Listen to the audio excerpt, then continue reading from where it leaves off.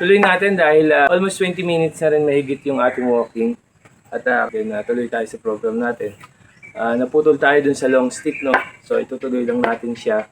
At shoutout tayo sa ating mga kasama, Sir Jonathan at saka sila Sir Andrade. At salamat sa inyong patuloy na panonood ng ating mga video. Ganun pa man, ganun din. At syempre, dito na naman tayo sa program na ginagawa.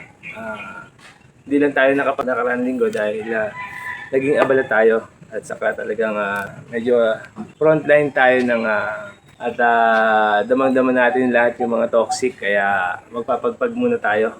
Siyempre, advocacy natin yan lagi. Trabaho, siyempre. Yung mga kagaya natin naka-LDR, shoutout sa inyo lahat. Siyempre, kailangan balance kapag ka naka-LDR tayo. Hindi puro sasapunin mo lahat yung toxic. Actually, yung trabaho, okay naman, napakadali. Talagang yung nakapaligid lang sa'yo, talagang yun yung pakikibagayan mong mabuti. Kailangan marunong tayong lumaro. Siyempre, ganun din. Yun naman tinuturo sa atin yung itinatawid sa atin lagi at pinagbibilin. Baban loob. Ika nga, kipit balikat na lang. Lagi sa positibong pananaw yung mga lahat ng bagay na nakikita mo at yung mga naririnig mo para hindi ka kagad tumanda. Kasi siyempre, ang sakit sa puso, hindi naman nakukuha yan sa mga kinakain lang naniniwala tayo, ang sakit sa puso. Nakukuha yan pagka lagi kang galit o yung walang sandaling hindi ka nagagalit, naku, doon makikita yan. Tapos lagi ka nagtatanim ng sama ng loob. Ako, doon makukuha yan. Tanong mo pa sa mga doktor. Nagdamay pa. Speaking of doctor, pagkakataon natin to, shoutout kay Dr. Jean Capulong sa kanyang video na nagamit natin last dun sa nating video na kwentuhang may batayan, Biblia Saligan.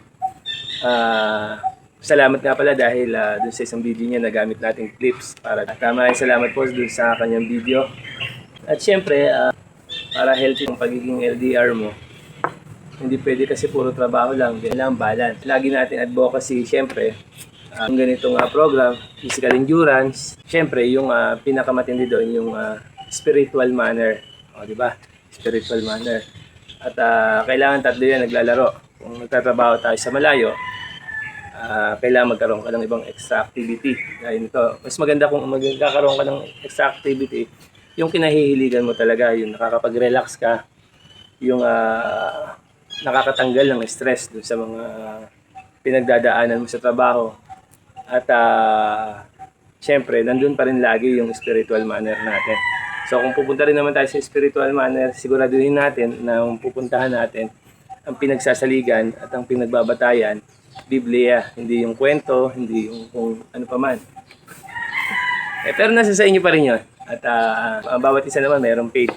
Pero kagaya ng advokasya ng ating pangasiwaan, lagi nating itinatawid at binabahagi sa iba yung ating natututunan sa aming pinagsasama-samahan.